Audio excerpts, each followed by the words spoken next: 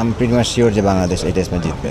Australian সয়েলে এসে খুব কম টিমই আছে যে এভাবে দাপটের সাথে ক্রিকেট খেলেছে। বিমল ভাই, আমরা হারাই দিব, হোটেলে সেলিব্রেট করবো, ওদের সাথে দেখা করবো ইনশাল্লাহ। আমি কনফিডেন্ট যে এই টেস্ট আমরা জিতবো, কারণ এই ধরনের সিচুয়েশনে আমি কখনো বাংলাদেশ টিমকে টেস্ট ম্যাচ হারতে দেখি নাই। বাট আমার কাছে মনে হয় আমি প্রিটি মাচ শিওর যে বাংলাদেশ এই টেস্ট ম্যাচ জিতবে। আপনি অস্ট্রেলিয়াতেই থাকছেন, তো অস্ট্রেলিয়ার মাটিতে অস্ট্রেলিয়ার পূর্ণশক্তির দলের বিপক্ষে বাংলাদেশ এই রকম দাপট দেখিয়ে খেলবে, এটা ভেবেছিলেন কিনা? আসলে অনেস্টলি না, ভাবি নাই, কারণ বাংলাদেশ যখন 54-এ অল আউট হয়ে গেছে তখন একটু খারাপ লাগতেছিল। আমি যখন যেখানে প্র্যাকটিস করাই ওখানে আমাদের দেশের কিছু আশেপাশের দেশের মানুষ এসে আমাকে জিজ্ঞেস করতেছিল যে তুমি বাংলাদেশ স্কোর দেখছো? আমার না, দেখি নাই। যখন দেখলাম খুব খারাপ লাগছে, ওরাও দেখলাম যে একটু আমাদেরকে ডিফারেন্টভাবে মানে একটু চিন্তা করে। সো আমি ওই দিনে একটা কথা বলছিলাম, যখন বাংলাদেশ টিম ঘুরে দাঁড়াবে, আমার বিশ্বাস, আই হোপ যে সেটা করছে, যে ফার্স্ট ডে ওয়ান থেকে তারা যেভাবে ক্রিকেট ডমিনেট করে ক্রিকেট খেলতেছে, আমার কাছে মনে হয় যে আনবিলিভেবল। অস্ট্রেলিয়ান সয়েলে এসে খুব কম টিমই আছে যে এভাবে দাপটের সাথে ক্রিকেট খেলেছে। ভাই, এই যে আপনি বললেন যে আপনার বিশ্বাস ছিল ঘুরে দাঁড়াবে, এরপরে ওই সময়টা থেকে 13 তারিখ অর্থাৎ ফার্স্ট ডে পর্যন্ত এই সময়টা দলের কারোর সাথে আপনার কথা হয়েছে কিনা, তাদের মাইন্ডসেটটা কী ছিল এবং তারা আসলে কিভাবে ওই 58 সেট ওখান থেকে ঘুরে দাঁড়িয়ে এই মাঝে মিরাজের একদিন কথা হচ্ছিল, আমি মিরাজকে জিজ্ঞেস করছিলাম যে কী অবস্থা মিরাজ, তুমি কেমন দেখতেছো কন্ডিশন এই সেই। তো মিরাজ 100 করছিল, তখন আমাকে বলছে বিমল ভাই আমরা হারাই দিব। আমি ওর কথাটা শুনে একটু মানে হয়ে গেছিলাম যে ও যে কনফিডেন্ট, এটা আমার কাছে ভালো লাগছে যে ও মানে মিরাজ অনেক সময় অনেক কথা বলে, বাট ওর মুখের যে মানে বলার যে স্টাইলটা ছিল, এটা দেখে আমাকে মনে হচ্ছিল যে না, বাংলাদেশ টিম হয়তো ডিফারেন্ট কিছু করবে। এখন আসলে আপনি একটা লং জার্নি, আমি যদি ভুল না করে থাকি 4.5 ঘন্টা পরে আসলে এসে এমন একটা জায়গায় বসেছেন যেখানে অনেক বাংলাদেশি, সেই অজিরা। নর্মালি যেটা হয় যে যখন বাংলাদেশিরা খেলা দেখে, বাংলাদেশের বাজে পারফরমেন্সের কারণে বাংলাদেশিদের আসলে অনেক বেশি অজিদের মানে এই দর্শকদের মধ্যে যে লড়াইটা থাকে সেটার মধ্যে পড়তে হয়। এখন সেটা টোটালি ডিফারেন্ট, বাংলাদেশ বলে চিৎকার করতে পারতেছে। এই ফিলিংসটা আসলে আপনার কেমন এবং পুরো ওই জায়গার অ্যাটমসফিয়ারটা কেমন লাগছে? এটা তো আমার জন্য যেরকম আপনার জন্য সেরকম। আমার মনে হয় আপনি ফার্স্টে এসে যেরকম সিচুয়েশন ফেস করেছেন এখানে, আমার মনে হয় আপনিও এখন ওই ভালো ফিল করতেছেন। সো এক্স্যাক্টলি এটা 4.5 ঘন্টা ট্রাভেল, রাত্রে আসছি এখানে, রাত 2টার সময় নামছি, সকালে চলে আসছি মাঠে খেলা দেখতে। টায়ার্ড লাগতেছে না, বিকজ ভালো লাগতেছে, ভালো ফিল হচ্ছে যে বাংলাদেশ যতক্ষণ খেলতেছে ডমিনেট করে খেলতেছে, এই জিনিসটা ফিল হচ্ছে যে না, আমরা গেমের ভিতরে আছি। সো ফিল আসলে খুব প্রাউড লাগতেছে আসলে। তানজিদ তামিমের ব্যাটিংটা নিয়ে কি বলবেন? ইজ ফ্যান্টাস্টিক প্লেয়ার ভাই। মানে আমার জাস্ট একটা মানে এক কথায় যে he is one of the best batsman. Imrul ভাই, আপনার আমি যতটুকু জানি ম্যাকাইতে খেলা দেখার কথা ছিল, ভালো খেলতেছে বলে কি মানে এই জয়টা সাক্ষী হতে গিয়ে এখানে আসা কিনা?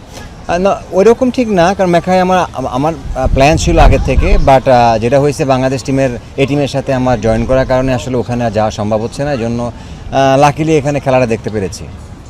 ভাই, এখন আসলে আমরা যদি দেখি যে ওরা 158 ওভার ফিল্ডিং করেছে, এইটা আসলে ওদেরকে এবং এরকম একটা গরমের মধ্যে এত দীর্ঘ সময় ফিল্ডিং করা, ওরা একটু মেজাজ হারিয়েছে, ক্যাচ মিস করেছে। আপনার কিছু মনে হয় যে এটা এফেক্ট করে অজিদের, মানে অজিদের মতো টিম যাদের এত মানসিকভাবে তারা এত স্ট্রং? নর্মালি দেখেন, আমার কাছে মনে হয় যে অজিরা এখানে টেস্ট ম্যাচ খেলতে আসার আগে ওরা ব্রিসবেনে ট্রেনিং করেছে। আমি প্রবলি লাস্ট মান্থও ব্রিসবেনে গেছিলাম, ওখানকার ওয়েদার এরকম এত হিউমিডিটি না, হট না। সো ওখানে তারা ট্রেনিং করছে, এখানে এসে তারা যে ওয়েদারটা পেয়েছে, তারা এখানে একটু সারপ্রাইজ। সো আমার মনে হয় যে এই কারণে তারা ফিজিক্যালি একটু টায়ার্ড হয়ে যাচ্ছে বোলিংয়ে। কারণ আমি নর্মালি ফার্স্টে যখন আমি বোলিং দেখেছি, ডে 2তে বোলিং দেখেছি অস্ট্রেলিয়ান টিমের, হ্যাজেলউড, প্যাট কামিংস, তারা নর্মালি এই সব লাইন লেন্থে বোলিং করে না, বিকজ অফ ওরা অনেক মাস তারা ক্রিকেট খেলে নাই। অ্যাট দ্য সেম টাইম তারা নতুন জাস্ট একটা ডিফারেন্ট কন্ডিশনে এসে আর একটা কন্ডিশনে বোলিং করছে উইদিন 2-3 ডেজের ভিতরে। এটা এত ইজি না আসলে এই কন্ডিশনটা অ্যাডজাস্ট করা। আমার মনে হয় ওভারঅল এই কারণে তারা একটু মেন্টালি এবং ফিজিক্যালি টায়ার্ড। ইমরুল ভাই, ট্রাভিসের যখন বোল্ড হওয়ার পরে তিনি স্ট্যাম্প ঠিক করছিলেন, বেল লাগাচ্ছিলেন আর কি। ধারণাশক হতে বলছে যে একটা ব্যাটসম্যান ফার্স্ট্রেটেড হলে আসলে এরকম করে। আপনি কি কখনো এরকম দেখে থাকেন একটা ব্যাটসম্যান বোল্ড হয়ে যাওয়ার পর তিনি স্ট্যাম্প ঠিক করে তারপরে যাচ্ছে? না, আমি দেখি নাই আসলে। আমিও দেখছিলাম যে ও মানে হয়তো বা জেন্টেলম্যান মানুষ, এই কারণে হয়তো করেছে। আমি আই এম নট শিওর। ভাই, একেবারে শেষ প্রশ্ন, মানে বাংলাদেশ জিতলে আসলে কিভাবে সেলিব্রেট করতে চান এবং সেটা যদি ইনিংস ব্যবধান হয়? সেলিব্রেট আপনিও যেভাবে করবেন আমিও ওভাবে করবো, একই সাথে হোটেলে সেলিব্রেট করবো, ওদের সাথে দেখা করবো যদি সম্ভব হয়।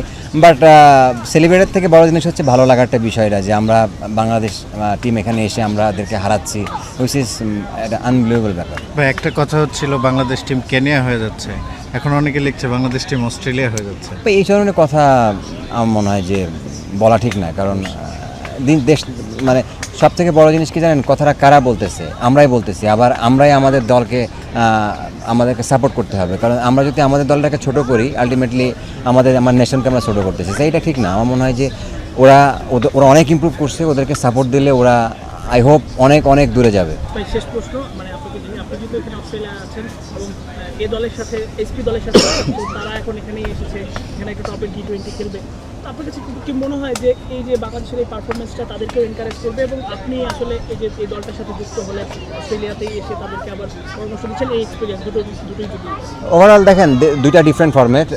হ্যাঁ অবভিয়াসলি আপনার যখন সিনিয়র টিম ভালো খেলবে, জুনিয়র টিমের ভিতরে একটা কিন্তু বিশ্বাস তৈরি হয়ে যাবে। আমার মনে হয় যে অনেক প্লেয়ার আছে যারা ন্যাশনাল টিমের প্লেয়ার রিসেন্টলি খেলেছে।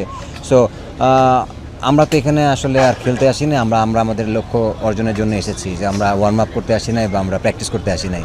সো অবভিয়াসলি ডে 1 থেকে আমাদের প্ল্যানই থাকবে যে আমরা যেন এখান থেকে ট্রফিটা নিয়ে যেতে পারি।